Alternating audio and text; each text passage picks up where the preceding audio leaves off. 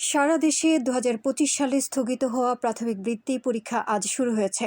প্রথম দিনে সকাল ১০টায় বাংলা বিষয়ের পরীক্ষা শুরু হয়ে দুপুর ১২টা ৩০ শেষ হয়। এছাড়া প্রাথমিক শিক্ষা অধিদপ্তরের সময়সূচি অনুযায়ী আগামীকাল ইংরেজি, ১৭ এপ্রিল গণিত এবং ১৮ এপ্রিল বাংলাদেশ ও বিশ্ব পরিচয় এবং বিজ্ঞান বিষয়ের পরীক্ষা অনুষ্ঠিত হবে।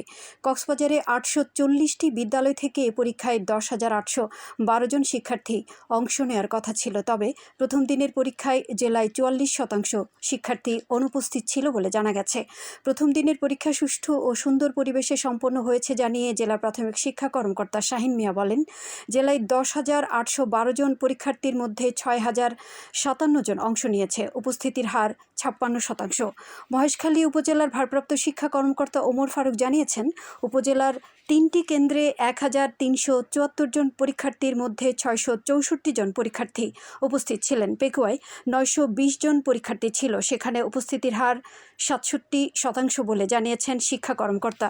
পরীক্ষা কেন্দ্র পরিদর্শনে গিয়ে জেলা শিক্ষা কর্মকর্তা গোলাম মোস্তফা জানিয়েছেন, দীর্ঘদিন পরীক্ষা স্থগিত থাকার কারণে শিক্ষার্থীদের আগ্রহ কমেছে, ফলে উপস্থিতির হার কম ছিল বলে ধারণা করা হচ্ছে।